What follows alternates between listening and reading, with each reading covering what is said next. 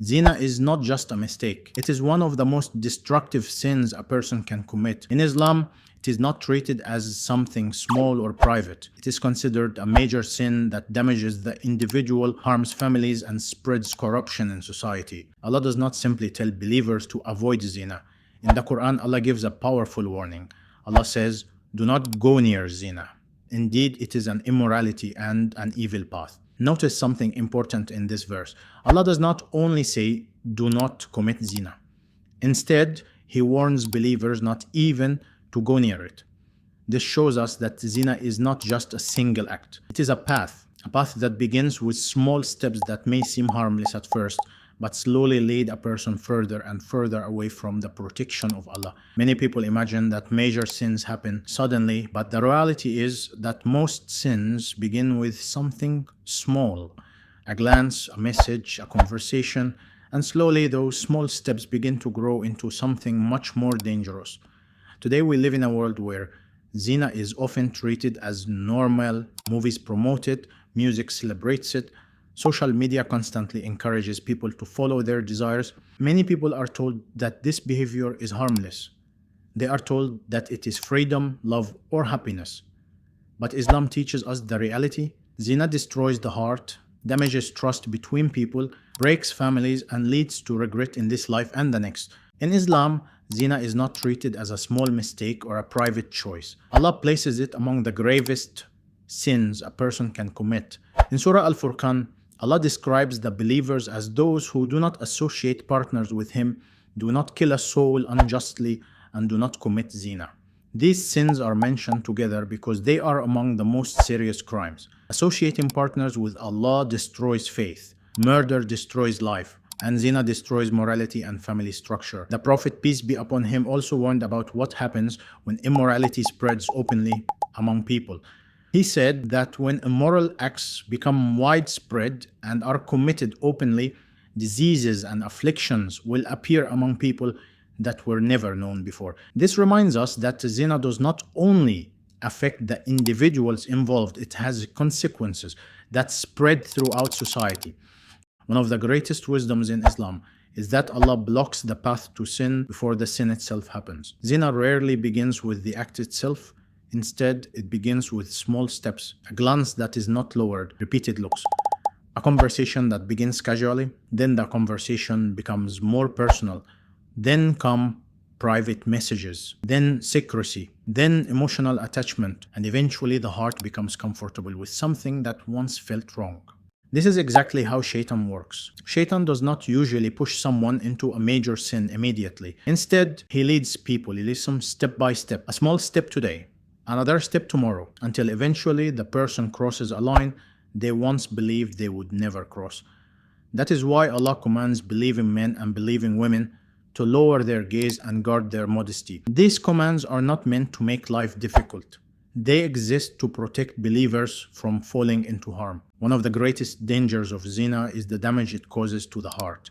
The heart of a believer is meant to remain alive through remembrance of Allah, through prayer, and through obedience, but when a person repeatedly commits sins, the heart slowly begins to change. The Prophet, peace be upon him, taught that when a person commits a sin, a black mark appears on the heart. If the person repents, that mark is removed. But if the person continues committing sins, the marks increase until the heart becomes covered. When the heart becomes hardened, several things begin to happen. Shame begins to disappear. Prayer becomes heavy. The sweetness of worship fades. A person may even begin to justify actions that they once knew were wrong. This is one of the greatest dangers of zina. It slowly damages the spiritual heart of a believer. Zina does not only harm the individuals involved, it harms families and entire communities. Trust between people begins to disappear. Relationships become based on temporary desires rather than responsibility and commitment. Families break apart. Children may grow up without stability. Jealousy, betrayal, and broken homes become more common. Islam protects society by emphasizing modesty, marriage, and responsibility. These teachings protect families, protect lineage, and protect trust between people. When these protections are ignored, society begins to suffer the consequences. The Prophet, peace be upon him, also gave serious warnings about the consequences of zina in the hereafter. In a well-known narration describing a vision shown to him, the Prophet saw men and women inside a furnace-like pit. Flames rose from beneath them, and whenever the flames reached them, they cried out in pain. When the Prophet, peace be upon him, asked who these people were, he was told they were those who committed zina. These warnings exist so that people wake up before it is too late. Allah does not warn us because He wants hardship for us. He warns us because He wants to protect us. Despite the seriousness of this sin, Islam never closes the door of repentance. Allah's mercy is greater than any sin. Allah says in the Qur'an that those who repent, believe, and do righteous deeds will have their sins replaced with good deeds. Think about that for a moment. Not only forgiven, replaced with good deeds. This shows the incredible mercy of Allah. True repentance means stopping the sin, feeling sincere regret, and making a firm intention not to return to it. And when someone turns back to Allah sincerely, Allah accepts them. During the time of the Prophet, peace be upon him, there was a man named Mariz ibn Malik who came to the Prophet and confessed that he had committed zina. He came forward openly and admitted his sin. But the Prophet, peace be upon him, did something very interesting. Instead of immediately responding, he turned away from him. It was as if he was giving the man an opportunity to take back his confession and repent privately to Allah. But the man came again and repeated his confession. Again, the Prophet, peace be upon him, turned away from him. This happened multiple times. The Prophet, peace be upon him, even asked the companions if the man might be mentally unstable, hoping there might be a reason not to proceed with the punishment. But the man insisted.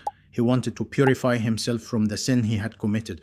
He wanted to return to Allah with a clean heart. Eventually, the legal punishment was carried out. The Prophet, peace be upon him, gave believers clear ways to protect themselves from zina. Lower the gaze. Avoid situations that lead to temptation. Strengthen your relationship with Allah through prayer and remembrance. Surround yourself with righteous people who encourage you toward good. And for those who are able, marriage is one of the greatest protections against this temptation. The stronger your relationship with Allah becomes, the easier it becomes to resist sin. Zina is not just a moment of pleasure. It is a path that leads to spiritual, emotional, and social destruction.